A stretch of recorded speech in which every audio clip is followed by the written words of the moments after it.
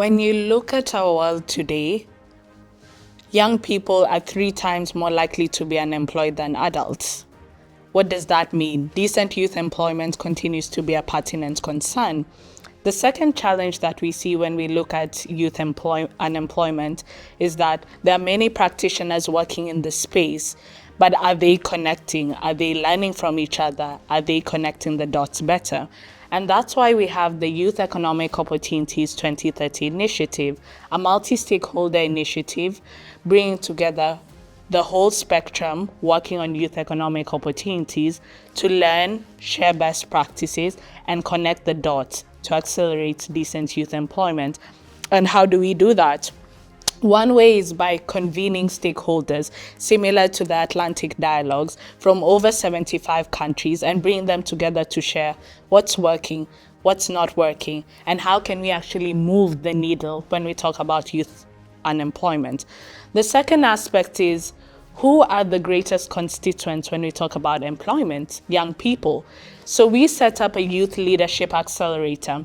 And this is an accelerator that's focused on capacity strengthening of young leaders and professionals, building their peer-to-peer networks and networks with adult allies. And this is very critical, especially for young social entrepreneurs who are often at the cusp of moving between incubation and scale. And they really need that aspect of connecting to opportunities and more so funding opportunities to scale. And the last aspect is we always talk about systems change within youth employment. So we have a lot of the big players from Decent Jobs for Youth, from World Bank Solutions for Youth Employment, UNICEF Generation Unlimited. But how can we ensure that we're talking to each other and leveraging systems change approaches? So we lead the Youth Economic Opportunities Collaboration Group, bringing together these players and these coalitions working on youth employment together from the ILO, World Bank, UNICEF, Aspen Institute, and ourselves at Making Sense International to see how can we leverage systems change for youth employment and work together to achieve SDG 8.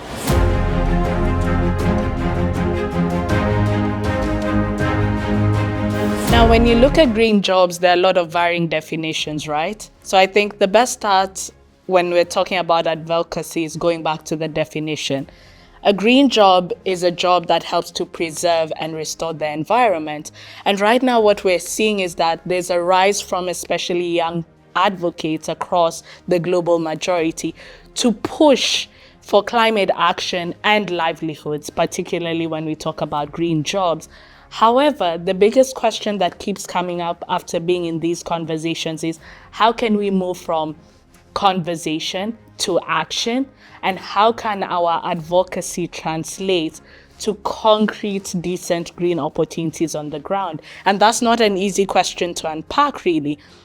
But looking at the power of advocacy within green jobs, one, advocacy is very critical to shift mindsets. Number two, to show what is really working when we talk about green jobs. What are the best practices? What are the solutions?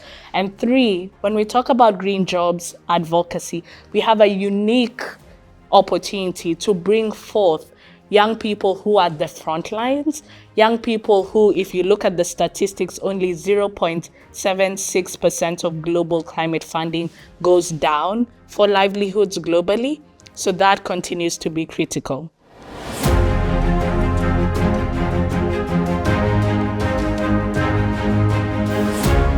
So when you look at youth empowerment and international partnerships, a model that I like to reference is a model that is the public-private youth partnerships. And that's very critical because often we tend to talk about public and private partnerships, but forgetting youth who are an important and integral constituent when we talk about the international landscape. So how can we start shifting the notion of partnerships to ensure that young people are partners, and not partners to tick a box, not partners because it's a nice to have, but rather a must have? Okay. Last question. What are the future strategies to tackle youth unemployment and promote sustainable? That's an interesting question when you think about youth unemployment and the strategies. And I'll start with something very interesting. So the ILO recently launched its Global Employment Trends for Youth Employment. And what was fascinating, especially for me, is that the same challenges that we have been facing from 20 years ago, the skills mismatch, lack of quality jobs, are the same challenges that we are facing today. So the first thing that comes to mind is the models that we're using. How can we inculcate systems change approaches for youth employment at a basic level? That has to be the status quo, that has to be the norm and not the exception. Then the second aspect, looking at skills. When we're talking about skills, they must be demand driven.